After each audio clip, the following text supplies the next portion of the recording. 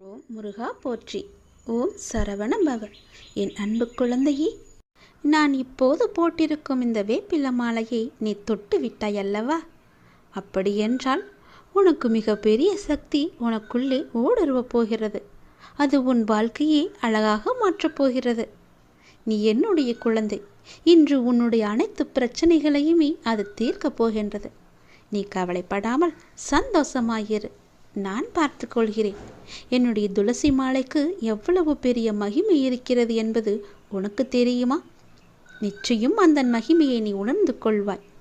உன்னுடைய வீட்டில் தேவை என்பதே இல்லாமல் போகும்.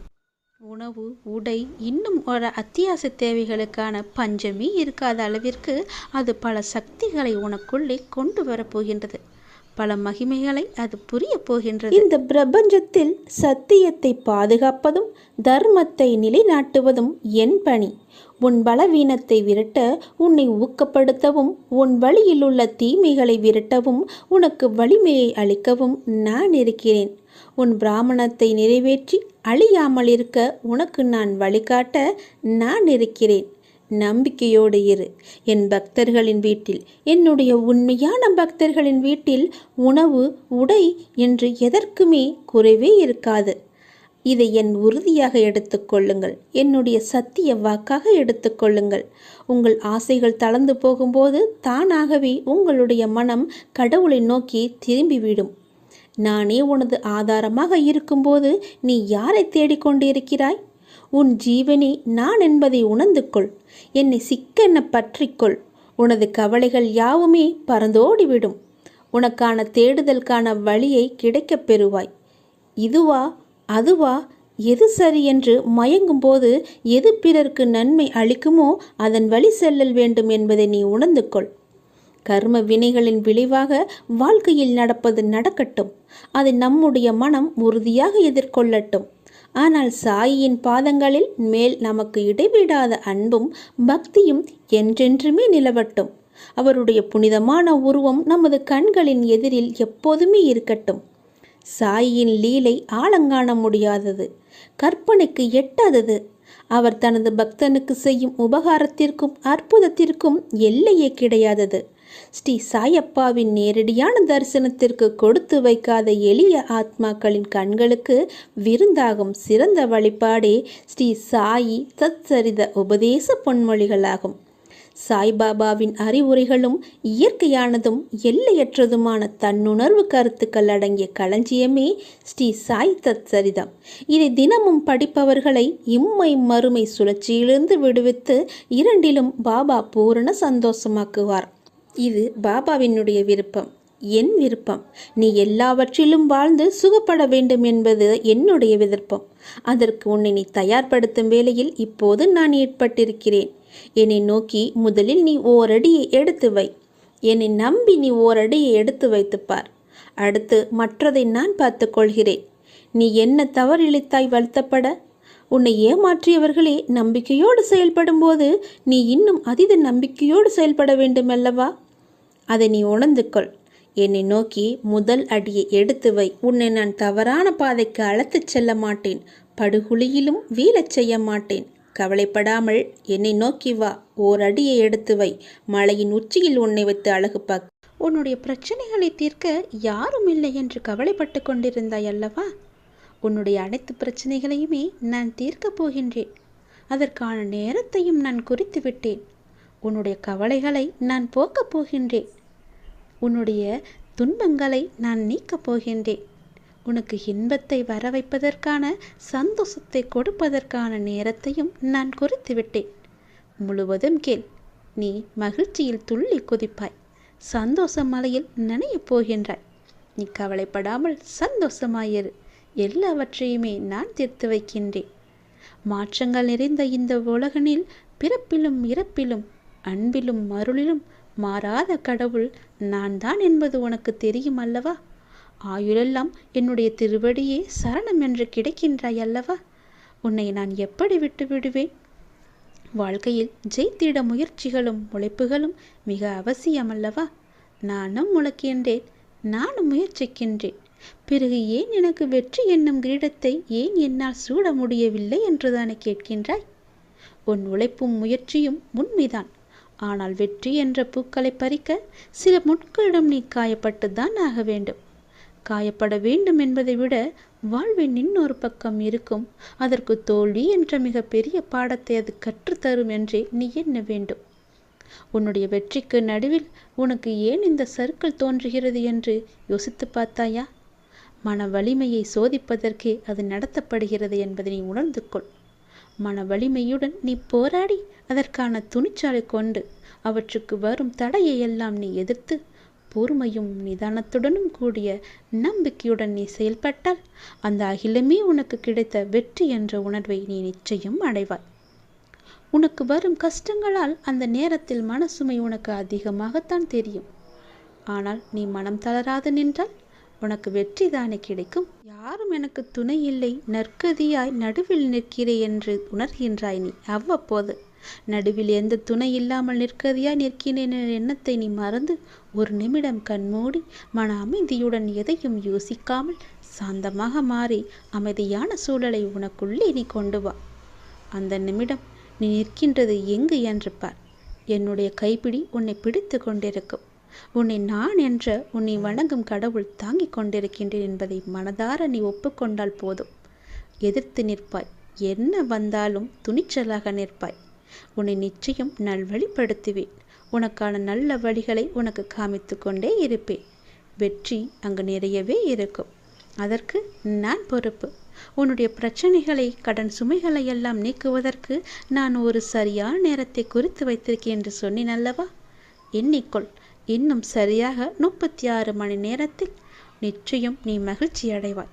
உன் கஷ்டங்கள், கவலைகள், துன்பங்கள் எல்லாமே ஓடி மறைந்து உன் இன்பம் வருவதற்கான சரியான நேரம் இன்னும் 36 மணி நேரத்தில் அது உன் கையில் வந்து சேரும். கவலைப்படாமல் நம்பிக்கையோடு இரு. என்னை வரவேற்க தயாராக இரு. ஏனென்றால் உனக்கான இன்பத்தை கொண்டு வருவது நான் தான். உன்னை தேடி நான் வரப்போகின்றேன். உன்னை நிச்சயம் பாதுகாப்பேன். நல்வழியில் உன்னை அழைத்து செல்வேன். நல்லது நடக்கும். நான் உயிரோடு இருக்கின்றேன், உனக்கு முன்னே இருக்கின்றேன் என்பதை நீ நம்புகின்றாயா? உனக்கு வேண்டிய உதவிகளையெல்லாம் நான் செய்து கொண்டிருக்கிறேன் என்று என்னை முழுமையாக நம்பிக்கொண்டிருக்கின்றாயா? உன்னுடைய கவலைகளை போக்க நான் ஓடி வருகிறேன் என்றும் உன்னுடைய துன்பத்தில் கை கொடுக்க நான் வந்துவிட்டேன் என்றும் நீ நம்புகின்றாயா இல்லையா? நான் இருப்பது உண்மை என்றால் உடனே எனக்கு பெயரிட்டு என்னை கூப்பிடு. அப்பா என்று கூப்பிடு. அம்மா என்று கூப்பிடு. தாயே, தந்தையே என்று உனக்கு எப்படி தோன்றுகிறதோ அப்படியே என்னை கூப்பிடு. நான் ஓடி வந்து உன் முன்னால் நிற்பேன். நான் எங்கே இருக்கிறேன் என்று தேட வேண்டாம். நான் இங்கேதான் இருக்கின்றேன் உனக்காக என்பதை எப்போதுமே நீ நினைவில் வை. மற்றவர் உங்கள் பக்தியை பற்றி என்ன சொன்னாலும், நீங்கள் என்னை எப்படி உணர்ந்தாலும், எப்போதும் உனக்காக ஒரு குறிப்பிட்ட இடம் என்னுடைய மனதில் நான் வைத்திருக்கிறேன். என்னுடைய மனதில் உனக்கென்று ஒரு இடம் உண்டு. உனக்காக எப்போதுமே நான் இங்கே தான் இருக்கின்றேன். நீங்கள் கீழே இறங்கும்போது உங்கள் கையை பிடித்து கொண்டு நான் மேலே அழைத்து வந்து விடுகிறேன். கீழே என்பது பெரிய ஆபத்தானது. அங்கே இருந்து உன்னை கை தூக்கி விடுவது நான் தான். வாழ்க்கையில் எதுவுமே இப்படியே நடந்து விடுமோ, இப்படியே போய்விடுமோ என்று ஒருபோதும் நினைத்து விடாதே. எதையும் மாற்றிக் கொடுக்க எனக்கு தெரியும். அந்த கடவுளுக்கு ஒரு நொடி போதும். கவலையாகவே இருக்காதே. எல்லாமே இறைவனுக்கு தெரியும் என்று நம்பி ஒவ்வொரு பொழுதையுமே தொடங்கிப்பார். உன் வாழ்க்கை மிகவும் நன்றாகவே இருக்கும். எத்தனை கஷ்டம் வந்தாலும் கவலைப்படக்கூடாது. முதலில் உன் கூட நான் இருக்கின்றேன் எப்போதும். நீ இதுவரை சில தினங்களை தடைகளாக நினைத்து வந்தாய். சில நேரங்களை தடைகளாக நினைத்து வந்தாய். அது எல்லாம் எதுவும் ஒன்றுமில்லை. ஆனால் இன்று முதல் அது போன்ற தினங்களில் உள்ள தடைகள் எல்லாமே நீங்கு போகின்றன. நீ நினைத்தது எல்லாமே நேர்மறையாக மாறப்போகின்றன. உன் மனதில் உள்ள எதிர்மறை எல்லாம் நீங்கி நேர்மறையை உனக்குள்ளே நான் கொண்டு வந்து விட்டேன். வரும் காலங்களில் அவைகள் எல்லாம் உன் தடைகளை நீக்கப் போகின்றன. வெற்றி தருவதை நீ காணப்போகின்றாய். உன் இல்லத்தில் எதிர்மறையாகவே பதிந்துவிட்ட அத்தனை கால கஷ்டங்களும் இனி ஒன்றன் பின் ஒன்றாக மாறப்போகிறது. உனக்குள் அது போன்ற சூழலிலும் நேர்மறை துளிர்விட்டு மேலே எழும். அதை உன்னை வழிநடத்தி உனக்கு நிச்சயம் வெற்றியையே தரும். உன்னுடைய வாழ்க்கையில் சில நேரம் சுமை அதிகரிக்கும் போது கடவுளின் கரங்கள் உன்னை சுமந்து கொண்டு இருக்கிறது என்பதை நீ மறந்து விடாதே. நீ தூங்கும் போது உனக்கே தெரியாமல் உன் அருகில் இருப்பது யார்? நான் தான். உன் கூடவே இருந்து உன்னை ஆசீர்வதித்து கொண்டிருக்கிறேன். எல்லா நேரமும் நல்லது நடக்கும். உனக்கு எப்போதெல்லாம் என்னை அழைக்க வேண்டும் என்று நினைக்கின்றதோ அப்போதெல்லாம் என்னை அழைத்து விடு. உனக்காக நான் ஓடி வருகிறேன். அதற்காக நேரம் காலமெல்லாம் நீ பார்க்க வேண்டாம். இரவும் பகலும் எப்பொழுதெல்லாம் நேரம் கிடைக்கின்றதோ எவன் ஒருவன் என்னை பற்றி நினைத்து வருகின்றானோ அவன் இனிப்பும் சர்க்கரையும் போல, அலையும் கடலும் போல, கண்ணியும் மொழியும் போல என்னுடன் அவன் முழுமையாகவே இணைக்கின்றான். அப்படிப்பட்டவன் எதற்காகவும் எங்கேயும் பயப்பட வேண்டிய அவசியமே இல்லை. என்னை நீ மனதார அழைத்த பின் நீ அமைதியாக இருக்க வேண்டியது மட்டுமே உன்னுடைய வேலை. உன்னுடைய சோகம், உன்னுடைய கண்ணீர், உன் மனவலி, உன் மனவேதனை அனைத்தையும் நான் அறிவேன். நீ எதற்கும் கவலைப்படாதே. உனக்கான நிம்மதியை நான் நிச்சயம் உனக்கு தருகிறேன். நீ எப்போது வேண்டும் என்று கேட்கின்றாயோ அப்போதே உனக்காக எல்லாவற்றையும் செய்து தர நான் ஆவலாக காத்திருக்கின்றேன் தங்கமி. நீ கேட்டது எல்லாம் உடனே கிடைக்க வேண்டும் என்று அவசரப்படாதே. பொறுமையாக காத்திரு. உனக்கு தர வேண்டிய நேரம் என்று ஒன்று இருக்கிறதல்லவா, அப்போது அது சரியாக உன்னிடத்தில் வந்து சேரும். அதுவரை நீ பொறுமை காத்து அமைதியாகத்தான் இருக்க வேண்டும். இந்த உலகில் எதுவுமே யாருக்கும் நிரந்தரமல்ல. கஷ்டங்கள் ஆனாலும் சந்தோஷங்கள் ஆனாலும் எல்லாமே வந்த வழி எதுவோ அதே வழியில் திரும்பத்தான் போகும். உன்னை எதிர்மறையாக்கும் எந்த ஒரு நிகழ்வுக்கும் நீ நேர்மறையாய் மட்டுமே உன்னை வெளிப்படுத்தி காட்டிப்பார். நீயும் எதிர்மறையாய் சிந்தித்து விடாதே. நான் உனக்கு துணையாக உனக்குள்ளே இருக்கின்றேன். அதனால் உன் மனதில் எப்பொழுதும் நேர்மறையை மட்டுமே நீ வைத்துக்கொள். அப்படி நீ இருக்கையில் நீ படும் துயரங்களை நான் நிச்சயம் அறிந்து அதற்கான தீர்வையும் நான் உனக்கு தருகிறேன். உன்னை சூழ்ந்துள்ள ஏமாற்றங்கள், துரோகங்கள், வஞ்சகம், ஏழ்மை, இன்னும் பல துயரங்களும் நீக்க வேண்டியிருக்கின்றது. இந்த அப்பாவை எண்ணி நீ வேண்டிக் கொள்கிறாய், சரியா? அப்படி நீ வேண்டிக் கொண்டது உன் மனதில் இருப்பது எல்லாமே எனக்கு தெரியும். உன்னை சூழ்ந்துள்ள துயரங்களிலிருந்து தப்பிப்பது எப்படி என்று யோசித்து யோசித்து நீ தூக்கம் வராமல் தவித்திருக்கின்றாய். உன்னை எல்லோரும் அவமானப்படுத்துவது போலவும், உன்னை கைவிட்டு விட்டது போலவும், எல்லாமே இருந்தும் எதுவுமே எனக்கு இல்லாதது போலவும், எல்லோரும் இருந்தும் அனாதை போலவும் இப்போது நீ உணர்கின்றாய். என் அன்பு குழந்தையே, அனைத்தையும் நான் அறிவேன். வாழ்க்கையில் நீ பயணிக்கும் வழியில் என் துணை நிச்சயமாகவே உனக்கு இருக்கும். அதை பற்றி சிறு சந்தேகம் கூட உனக்கு வேண்டாம். உன் வேண்டுதல்கள் எல்லாம் பழிக்கும். உனக்கு எல்லா சூழ்நிலைகளிலும் நான் துணை இருந்து நீ காத்து வருவேன்.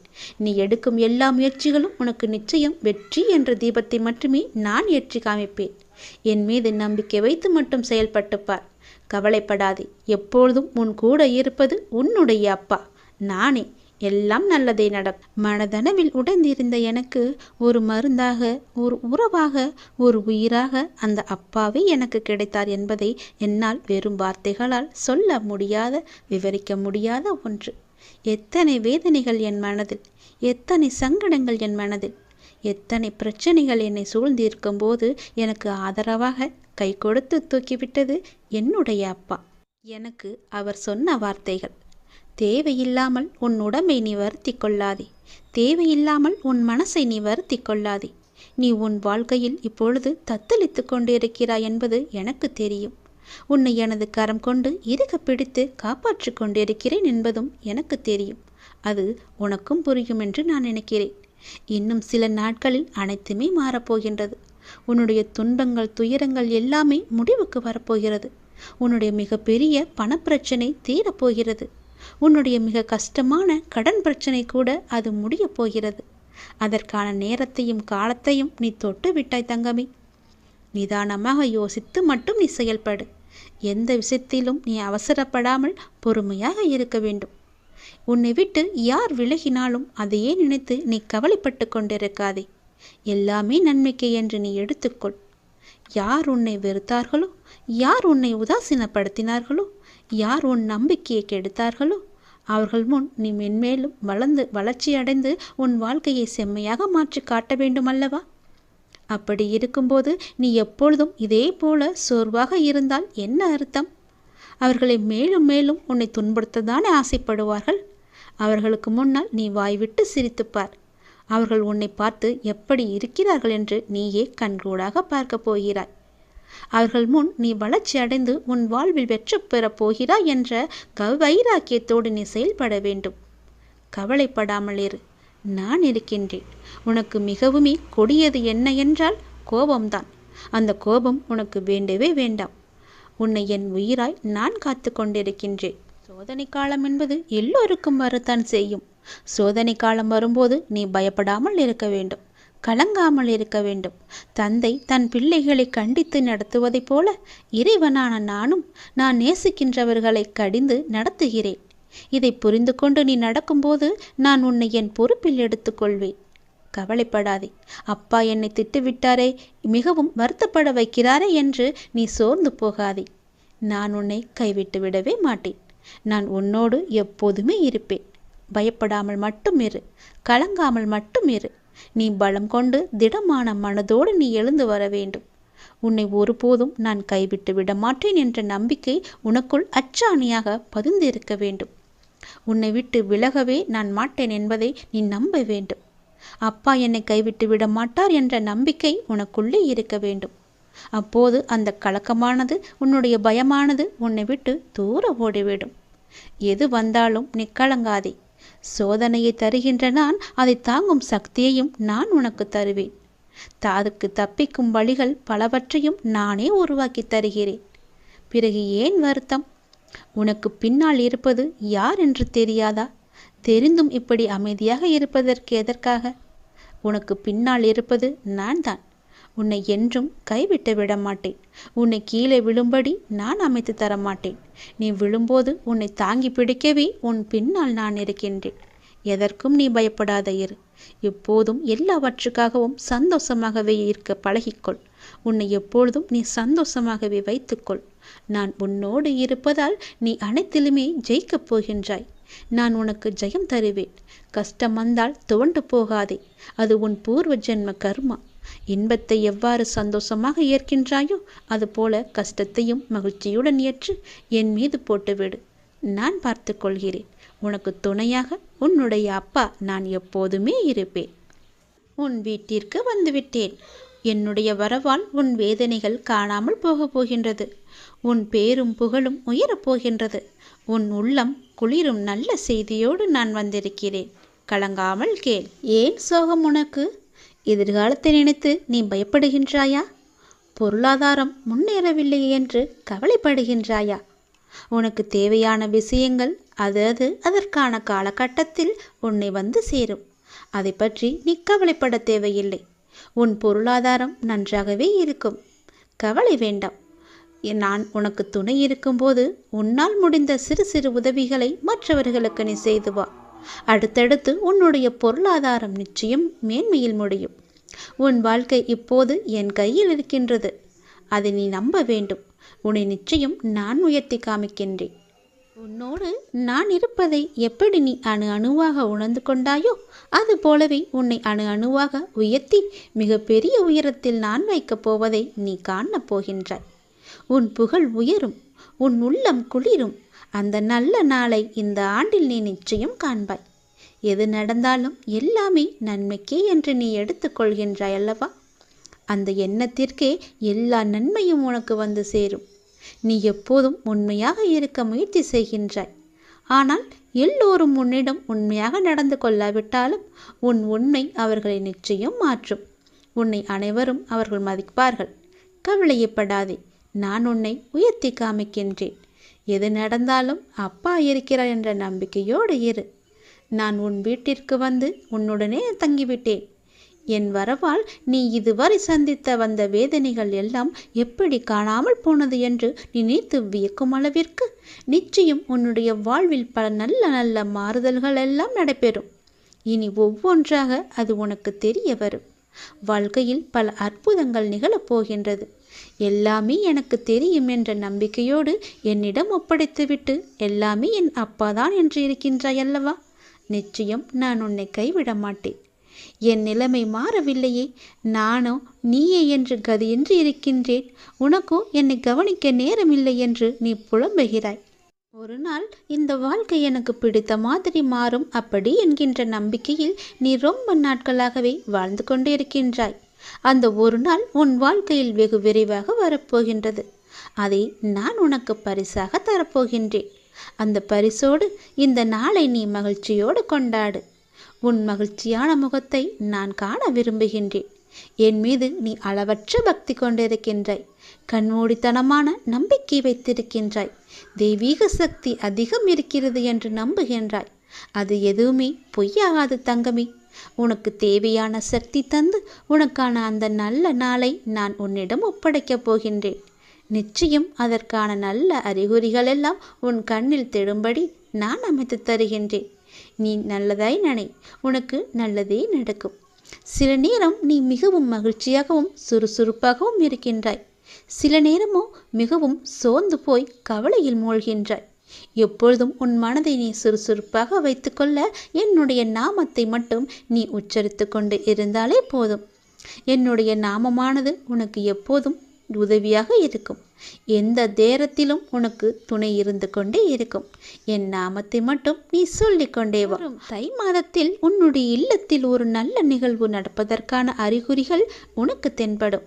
அது தொடர்பான முடிவுகள், பேச்சுவார்த்தைகள் எல்லாம் நடக்கப் போகிறது. உன்னுடைய எண்ணத்தில் நேர்மறை சற்று குறைந்தாலும் நேர்மறை எண்ணங்களை விடாமல் பிடித்துக்கொள். நீ நன்மைகள் நிச்சயமாக நடக்கும்.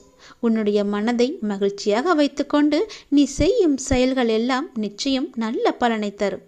அப்படியே உன் மனதை நேர்மறையாகவே வைத்துக்கொள். உன் இல்லத்தில் மகிழ்ச்சி என்றுமே நிலைத்திருக்கும். உன் மன கதவு எல்லாமே திறக்கப் போகிறது. தடைப்பட்ட கதவுகள் எல்லாம் திறந்து உன் வாழ்க்கைக்கான நல்ல நல்ல மாறுதல்கள் எல்லாம் நடைபெறும். நான் சொன்ன நல்ல செய்தி, நல்லது எல்லாம் அந்த நல்ல நாளை எதிர்பார்த்து நீ காத்திருக்கும் நாட்களெல்லாம் இந்த ஆண்டில் நிச்சயமாகவே நீ காணப்போகின்றாய். ஏனென்றால் இது சிவனின் வாக்கு.